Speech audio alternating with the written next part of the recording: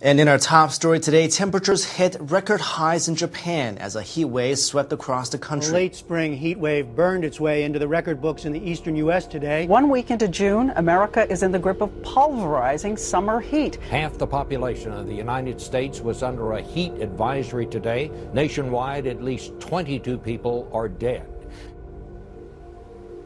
I prepared this simple video as a wake-up call to all communicators of climate change. Hi, my name is James Shikata, and I'm a writer of an ambitious climate change film project. I'm a great believer in the power of film and its unique ability to educate, while providing thrilling entertainment that can amplify and bind its lessons with an emotional experience, making it memorable, and for some of us, everlasting. Over the past century, films have radically altered our societal perceptions on everything from racial prejudice to the plight of our wildlife. 4 years ago, seeing that there were no major films being released on our climate realities besides An Inconvenient Truth, I decided to dedicate my time to do for climate change what film has done for all of our vital causes.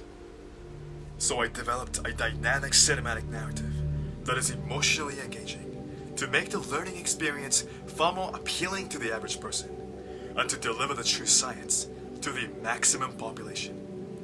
A powerful educational tool to intelligently counteract the growing forces of climate skepticism.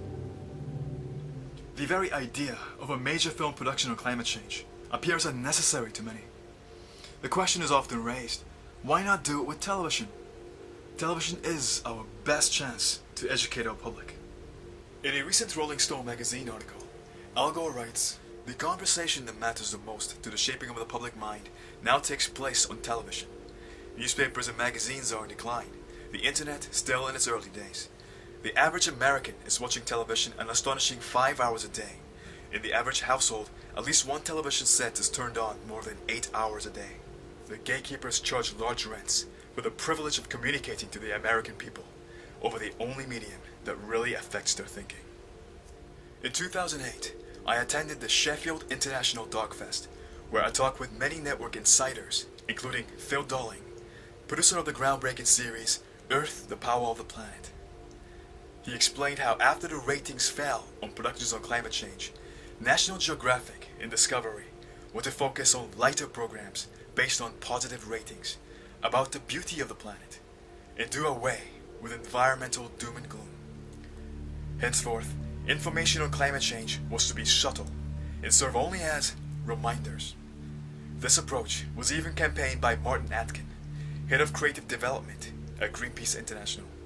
Climate facts are our only facts of reality that has been cleverly separated from our rules of journalistic reporting, and in recent years, it's been seen as something to be desperately avoided, creating a climate that has made it extremely hard for a fact-based educational approach such as mine to gain support. But how did we arrive at this popular consensus? Every other month, there's an article released urging against the so-called scaremongering or fear-based appeals. So what exactly constitutes scaremongering in climate education? Upon deeper search, I have discovered some inconvenient truths about climate education. Many proponents of renewables now argue that climate education has been covered, and that solutions must now become our main focus, with energy independence as our key motivation. It is a point that is most articulately argued by Michael Shellenberger and Ted Nordhaus, who go a step further in proposing that the entire matter of climate change and its science be expelled from energy policy in the United States. Michael and Ted are co-founders of Breakthrough Institute, a political think tank that deals with energy and economic policy. In 2004, they generated a national debate with the book The Death of Environmentalism, which argued against apocalyptic climate rhetoric. And for their work, they were named among Time magazine's Heroes of the Environment 2008. In their 2010 essay, which was in clear reaction to ClimateGate, Michael and Ted writes, "The danger today is that the discrediting of the science will wash back into the larger effort to transform our energy policy. Now is the time to free energy policy from climate science." The truth is that once climate science becomes detached from the expectation that we will establish a standard for allowable global carbon emissions that every nation on Earth will heed, no one will much care about the hockey stick or the disaster loss record, save those whose business, as scientists, is to attend to such matters. But that is not all we will no longer care about. If silence on climate change becomes government policy, public skepticism will rise much further. Globally, the consequences of climate change is the leading public driver in CO2 reduction and sequestration, from sustainable agriculture and forest protection to the challenging of big coal. The incentive of peak oil and energy independence neither inspires sequestration or cutback in localized coal.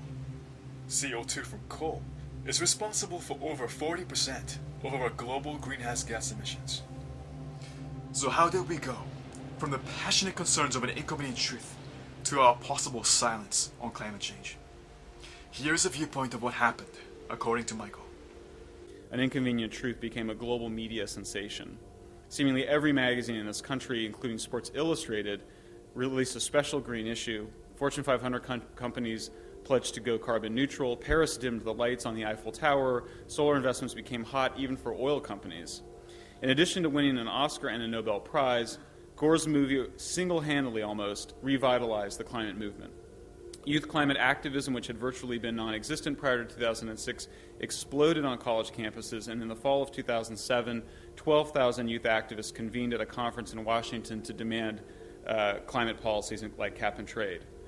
In the spring of 2008, Congress restarted the dormant effort to pass cap and trade legislation, and major candidates from both parties promised to reduce carbon emissions 80% by 2050. And yet, today, environmental efforts to address climate change and build a green economy lie in ruins. So what went wrong? The green bubble of seemingly widespread interest in climate change and green jobs was, it turns out, primarily an elite phenomenon.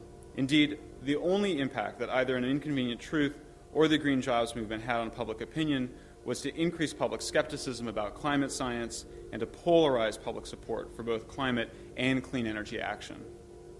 From virtually the moment that An Inconvenient Truth was released, public skepticism about global warming began to rise.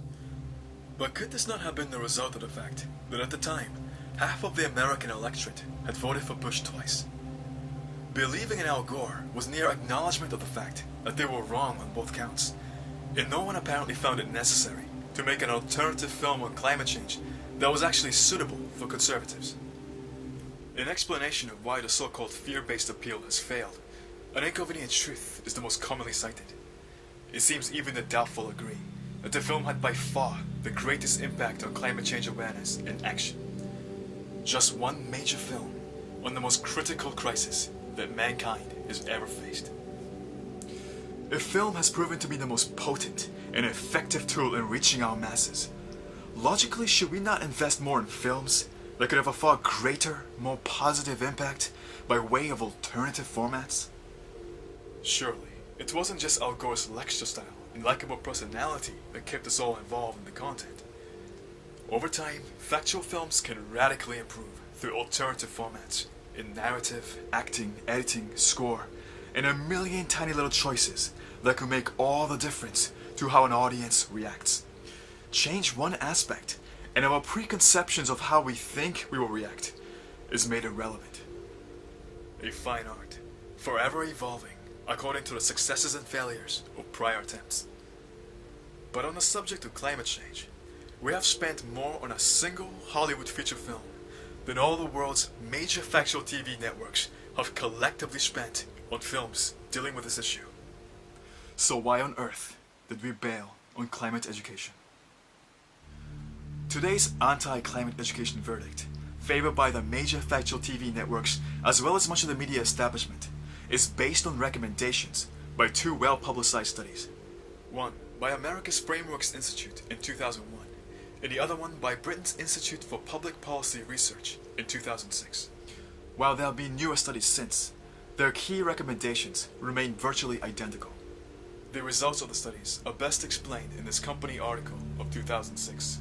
Both sets of research conclude that existing approaches to discussing global warming may be counterproductive, leaving the public feeling disempowered and uncompelled to act. The research by IPPR found that global warming is most commonly constructed in the UK through the alarmist repertoire is awesome, terrible, immense, and beyond human control. The difficulty with this approach is that the scale of the problem as it is shown excludes the possibility of real action by the reader or viewer. Both UK and US research found that another problematic approach to discussing global warming is one which stresses the large scale of global warming and then tells people they can solve it through small actions, like changing a light bulb. One problem with this is that it easily lapses into wallpaper, the domestic, the routine, the boring. Worse, bringing together these two approaches without reconciling them, juxtaposing the apocalyptic and the mundane, seems likely to highlight the obvious question. How could small actions really make a difference to things happening on this epic scale? The British research recommends that less time be spent trying to convince people that climate change is real. Interested agencies now need to treat the argument as having been won. This means simply behaving as if climate change exists and is real, and that individual actions are effective. The facts need to be treated as being so taken for granted that they need not be spoken. When it comes to various communication strategies, these are all valid recommendations, and we can see why our news and factual networks would take it on board. Faced with a continued decline in climate change programs, to them this made perfect sense. Avoid all doom and gloom, which equaled climate facts. Behave as if the climate change argument was settled, and focus only on the positive to improve ratings results. And so a new media policy was introduced that essentially ended climate education via television. But what these networks failed to take into account is the fact that none of these studies had looked into the impacts of actual films on climate change.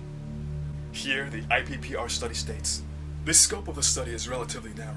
A more comprehensive approach might look at a wider range of material in more detail, across a wider range of media, and over a longer period.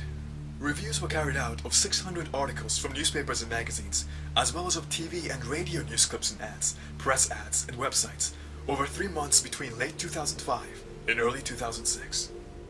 Films and programs are unlike TV ads, in that they can house both science and solution in equal measure, in a way that balances our concerns with a motivational sense of hope.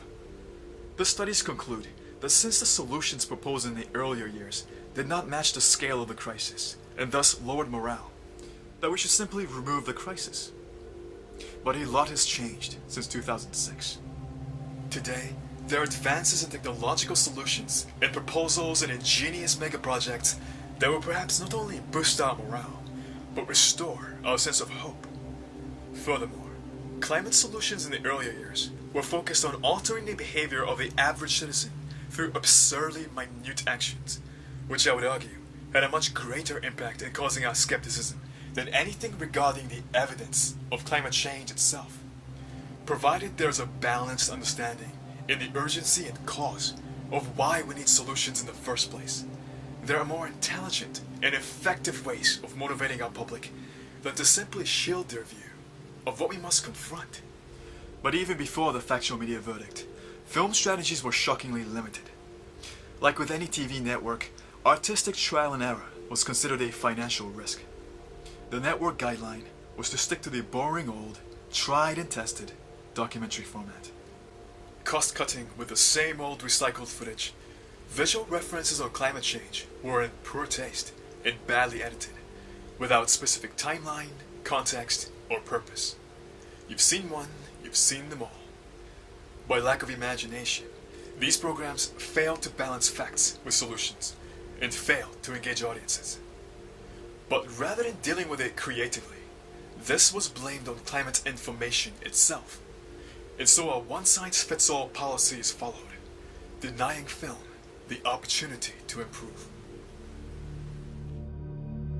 Fortunately, there are some that do not follow, like America's ABC News, which recently tested a bold new narrative with their Earth 2100. New formats through cinematic art can radically alter our perception. Like a cinematic plot, there are ways to convey the difficult realities of our crisis in profound, resonating ways, while at the same time entertaining our necessary senses through clever ways of tasteful presentation. It is all about how the story is told. If we were given the outline to the film Avatar years ago, we would have laughed. It is hard to convey what is possible. We have an enormous challenge facing us. With the increased demand for energy in the world, there is a growing concern about the risk of climate change. And with that comes a need to find technology to reduce greenhouse gas emissions. One of the best things that we could do is to be efficient in the use of our energy. The less energy we use... Increasingly, oil company adverts are becoming identical to the awareness programs now being aired by renewable energy and climate action groups. Not only in their message, but their positive visuals, which are hard to tell apart. On television, the public is exposed to far more adverts by oil giants, passing themselves off as heroes of the environment, than any actual programs on climate change and its solutions. And many of the programs that do exist to serve our awareness have recently been funded and produced by oil giants. These are a series of programs on renewable technology solutions by Discovery Channel. Powering the Future is presented by Shell. Building the Future is presented by BP. So just how green are these petroleum companies? We know that more energy use means more CO2 at a time when the climate can ill afford it. But we're working on it. We're working on ways. After all that talk of renewables, in 2009, Shell, the world's third largest oil giant, pulled out of wind and solar projects. And in 2011, again pulled out of sustainable algae biofuel in favor of Brazilian sugarcane, an industry that is currently restricted by the Brazilian government over fears of deforestation. Contributing $2 billion into the industry will no doubt ease those restrictions. Until now, the company has only spent a minuscule 0.6% of its annual investment on renewables, from which most projects were cancelled. We need renewable energy is vital to our planet. You hear about alternatives, right? Wind, solar, algae. I think it's going to work on a big scale, and I think it's going to be affordable. So, where are they? It has to work in the real world. At Chevron, we're investing millions in solar and biofuel technologies to make it work. Chevron, ranked third most profitable company by Fortune magazine, has so far invested $250 million into alternative energy over the last decade, which amounts to just 0.1% of their $200 billion sum in annual profits. They have recently announced that they will invest $2 billion into renewables over the next few years. Their first project is an advanced solar power plant that will power the 9,183 active oil wells in one of the oldest and dirtiest oil fields in the world. The company's current online slogan? Find newer ways, cleaner ways to power the world. Chevron spends around $19 million a year on advertising.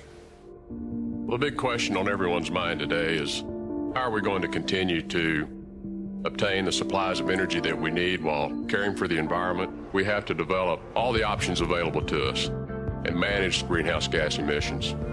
ExxonMobil is the world's largest corporation and oil company, ranked first in Fortune magazine's most profitable for the 8th year consecutive.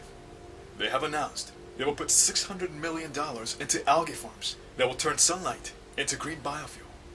That is a fantastic direction. But to put it into context, it is still only 2% of their annual profit. In 2009, Forbes magazine names Exxon Green Company of the Year for expanding into natural gas, which is carbon-wise better than coal, but is currently responsible for around 20% of US carbon emissions. And the shift is necessary, for Exxon is running out of oil. And let's not forget, ExxonMobil and Chevron have given millions to organizations and think tanks that right now still continues to spread their disinformation on climate change. Congress is considering a law branding carbon dioxide as pollution. This will cost us jobs. Carbon monoxide and carbon dioxide are emitted from engines and power plants. While carbon monoxide is often harmful, it's been proven that higher levels of carbon dioxide result in more plant growth and less water required for plants to grow faster and larger. Take action. Contact your senator and congressman today and remind them that CO2 is not a pollutant and more CO2 results in a greener earth. Go to co2isgreen.com because we all need CO2. Am I wrong to think that each time they earn our trust with ads, that they automatically remove their backing of renewables? And if so, isn't our green stamp of approval what actually allows them to do so? After all, their images of green tech is no different to ours. Clearly, the solutions-based strategy to educate and motivate the public has been hijacked by the oil giants that have all the PR money in the world to perfect their message. The more we focus purely on the solution strategy, the more they will simply follow us with images more beautiful and hopeful than ever in an endless PR game that we cannot win. But the one thing that the oil giants cannot duplicate is the reality-based approach with truthful, science-based education, which is why they have done everything to discredit it. But according to the popular findings on climate awareness, the only option left to us is to continually legitimize the oil giants' message with visuals that are so similar that they may demoralize our youth and relax our concerns. How much longer do we continue to narrow our creative options when it comes to visual media? If we want people to jump up and act, where is the actual difference on our screens that would allow them to do so? You cannot underestimate the enormous political power of Exxon and the rest of the oil industry. They are the richest industry in history. And they have not just control of Congress, but because of their disinformation campaign, they have completely bamboozled the media. And of course, the mass media is the main source of most Americans' information on this. And the mass media has done an embarrassing, professionally embarrassing job of covering this issue for 20 years. I refer to it as journalistic malpractice, because they have taken the sort of on the one hand, on the other hand approach to covering this issue. It's not on the one hand and on the other hand when it is a matter of science. You should not be pretending that there are two points of view about gravity or evolution or climate change. And unfortunately, our media has done that. And so that has sapped the kind of political pressure that we need. Our media has been utterly spineless in reporting climate change and its essential science. Instead of the routine educational updates afforded to any other legitimate science-related news, the media instead labeled climate change as a subject of controversy. Since heated debate between skeptic and expert fared better on ratings, the battle over climate change was forever milked, excusing them from having to provide the science for over a decade. If you think about it, the cost of promulgating international rules is zilch. Why on earth are they not there? The reason they're not there is that until we have a critical mass of informed citizens in our own societies, politicians will get away with gestures, things that look good but don't work. The subject of public denial is what primarily drives the argument for less climate change in media, which in turn allows for greater denial. I refer to a new study by researchers at UC Berkeley, which was apparently in response to an appeal by Michael and Ted, which claims that our skepticism can be explained by a thing called system justification theory. Information about the potentially dire consequences of global warming threatens deeply held beliefs that the world is just, orderly, and stable. Individuals overcome this threat by denying or discounting the existence of global warming, and this process ultimately results in decreased willingness to counteract climate change. The study was simple. Students were asked to read one or two articles, one on the dire warnings of climate change and the other focused on potential solutions. And the result? If the same messages are delivered, coupled with a potential solution, the information can be communicated without creating a substantial threat to deeply held beliefs in a just world. Fear-based appeals, especially those not coupled with a clear solution, can backfire and undermine the intended effects of the messages. These findings are hardly breaking news.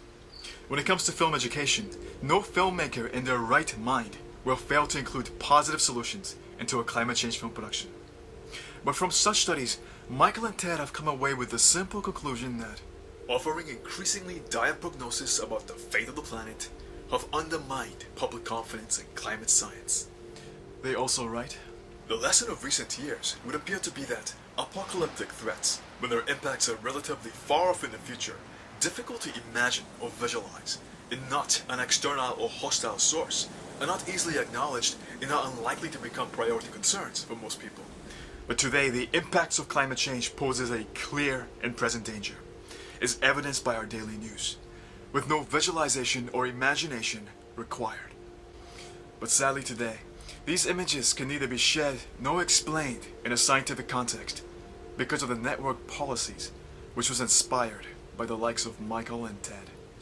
Without visual education on how to identify the signals all around us, there is good reason why we aren't alarmed enough at this time.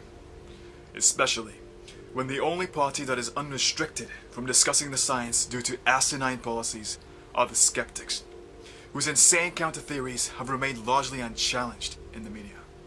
If the atmospheric composition had stayed at the pre-industrial amount of CO2, 280 ppm, would the Russian heat wave had occurred? Extremely heavy rainfall in Pakistan have occurred? And the answer is almost certainly not. The probability of getting that without this change in atmospheric composition would be very small. Let's compare the issue with an example of another major subject. Ratings on programs on the Iraq War were far less than the coverage of homecoming events for the returning troops. So let's say the news networks made the decision to no longer report on the war itself and concentrate instead on the returning troops and images of happy greeting faces. If the objective is to boost morale for the country, the mission is accomplished. So why should anyone object? The networks are earning bigger profits. We will object because people are dying. The war is affecting the safety of our loved ones. And without seeing what is happening with our eyes, we may never understand the true reason to end it.